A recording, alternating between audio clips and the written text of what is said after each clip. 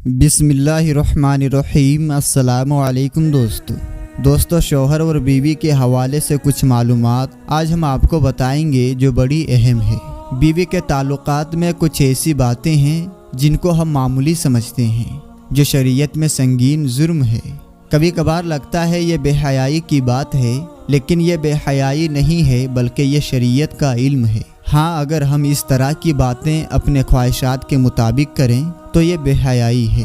پہلا گناہ جس کو میاں بیوی کے تعلقات میں معمولی سمجھا جاتا ہے وہ یہ ہے کہ بیوی کا اپنے شوہر کو ہم بستری سے انکار کرنا، اپنے شوہر کو اپنے نزدیک آنے سے انکار کرنا۔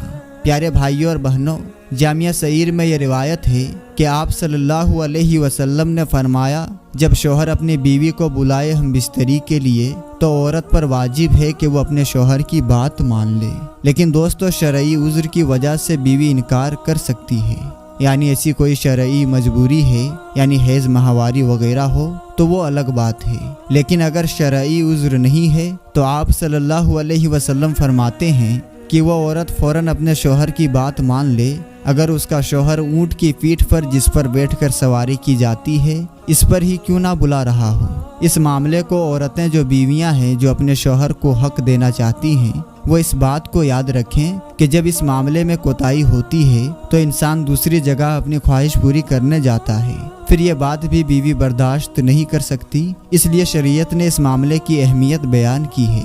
دوسری روایت صحیح بخاری کی ہے، آپ صلی اللہ علیہ وسلم نے فرمایا، جب شوہر اپنی بیوی کو ہم بستری کے لیے بلائے اور بیوی انکار کر دے اور شوہر اپنی بیوی سے ناراضگی کی حالت میں ایسے ہی سو جائے اور جب تک وہ ناراضگی کی حالت میں سوتا رہے گا فرشتہ بیوی پر لعنت بھیجتا رہے گا۔ میرے پیارے دوستو، دوسرا گناہ جو بیوی کے تعلقات میں جس کو ہمارے یہاں غیر معمولی سمجھا جاتا ہے جبکہ شریعت میں اس کا اتنا سخت گناہ ہے، وہ یہ ہے کہ عورت کا بغیر کسی عذر کے شوہر سے طلاق کا مطالبہ کرنا۔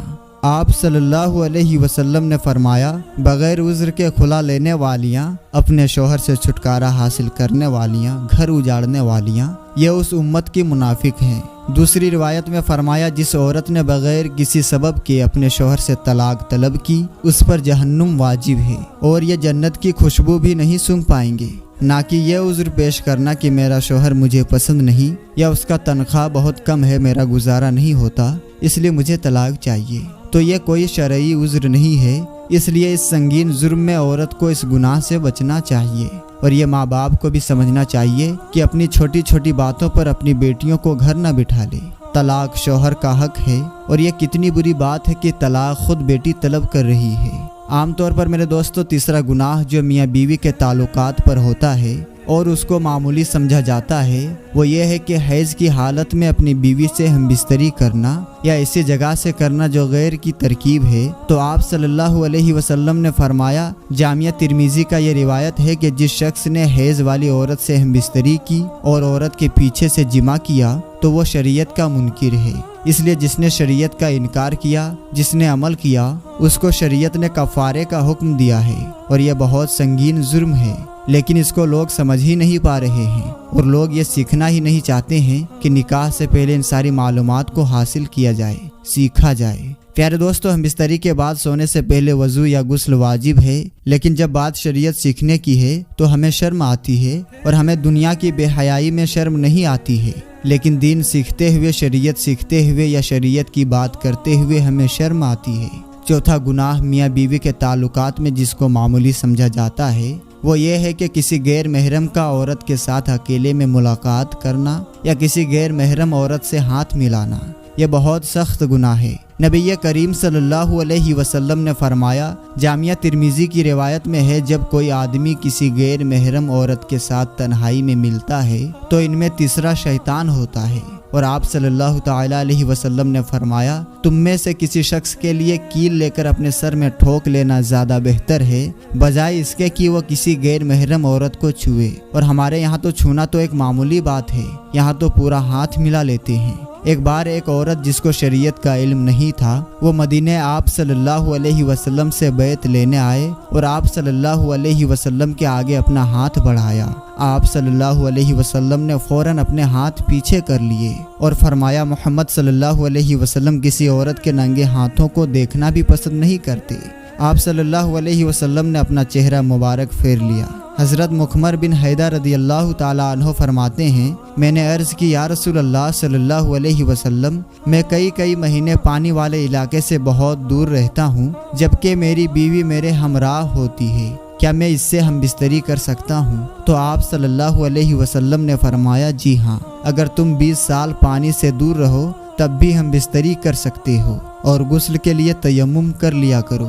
تو اب آئیے دوستو آپ کو ہم بستری کا اسلامک طریقہ بتاتے ہیں۔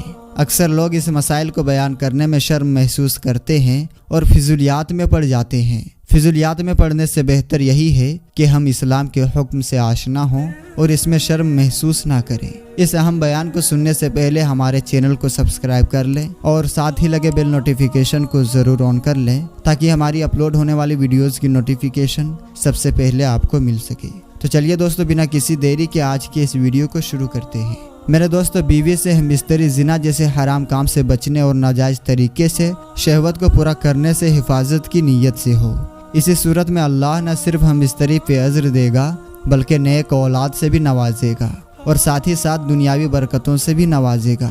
ہم بستری شہوت رانی نہیں بلکہ جوزین کے لیے سکون قلب اور راحت ہے، اس لیے ہم بستری شوہر بیوی سے خوش طلبی کی بات کرے اور ہم بستری کے لیے ذہنی طور پر اور جسمانی طور پر راضی کرے۔ ترجمہ، ہمیں شیطان سے علیحدہ رکھ اور تو جو اولاد ہمیں عنایت فرمائے اسے بھی شیطان سے دور رکھ، پھر اگر انہیں بچا دیا گیا تو شیطان اسے کوئی نقصان نہیں پہنچا سکے گا۔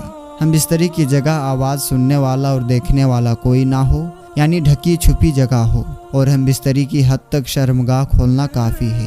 تاہم ایک دوسرے کو دیکھنا مکمل برہنہ ہونا آپس میں جائز ہے، جس حدیث میں مذکور ہے ہم بستری کے وقت بیوی کی شرمگاہ دیکھنے سے اندھے پن کی بیماری لاحق ہوتی ہے۔ اسے شیخ الحدیث نے موضوع قرار دیا ہے۔ سیدہ عائشہ رضی اللہ تعالی عنہا اور رسول پاک صلی اللہ علیہ وسلم نے کبھی بھی ایک دوسرے کی شرمگاہ نہیں دیکھی۔ بیوی کی اگلی شرمگاہ میں ہم بستری کرنا حیض و نفاس سے پاکی کی حالت میں جائز ہے، اور ہم بستری کرنے کے لیے بیوی سے بوس و کنار ہونا، خوش طبعی کرنا، ہم بستری کے لیے تیار کرنے کے واسطے اعضائے بدن بشمول شرمگاہ چھونا یا دیکھنا جائز و حلال ہے۔ پھر اگلی شرمگاہ میں ہم بستری کے لیے جو کیفیت اختیار کی جائے تمام کیفیات جائز ہے۔ یاد رہے ہم بستری کی خواہش بیدار ہونے اور اس کا مطالبہ کرنے پر نہ شوہر بیوی سے انکار کرے اور نہ ہی بیوی شوہر سے انکار کرے۔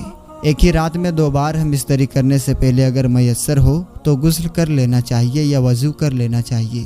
بغیر وضو کے دوبارہ ہم بستری کر سکتے ہیں، کیونکہ رسول اللہ صلی اللہ علیہ وسلم ایک غسل سے کئی ازواج سے مباشرت فرماتے تھے۔ مرد کی شرمگاہ عورت کی شرمگاہ میں داخل ہونے سے عورت و مرد دونوں پر غسل واجب ہو جاتا ہے۔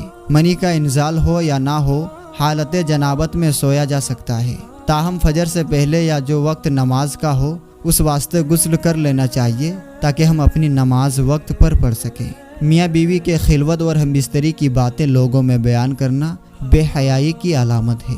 رسول اللہ صلی اللہ علیہ وسلم نے اس عمل سے امتوں کو منع فرمایا ہے۔ اس بات سے ان بے حیاؤں کو نصیحت لینا چاہیے جو ہم بستری کی تصویر یا ویڈیو بناتے ہیں اور پھر لوگوں میں پھیلا دیتے ہیں۔ نعوذ باللہ، کتنے ملعون ہیں، فحش ویڈیو بناتے ہیں اور پھر اسے پھیلا بھی دیتے ہیں۔ اگر آپ بھی اپنے کسی مسئلے کے بارے میں ہم سے پوچھنا چاہتے ہیں تو ہمیں کمنٹ باکس میں پوچھ سکتے ہیں۔ انشاءاللہ تعالی ہم آپ کے سوالوں کا جواب دینے کی پوری کوشش کریں گے۔ اللہ تعالی ہم سب کو شریعت کے مطابق ہم بستری کرنے کی توفیق عطا فرمائے اور شریعت کے مطابق زندگی گزارنے کی توفیق عطا فرمائے۔ اللہ تعالی سے دعا ہے کہ وہ ہمیں دین شریعت کو سمجھنے اور اس پر عمل کرنے کی توفیق عطا فرمائے۔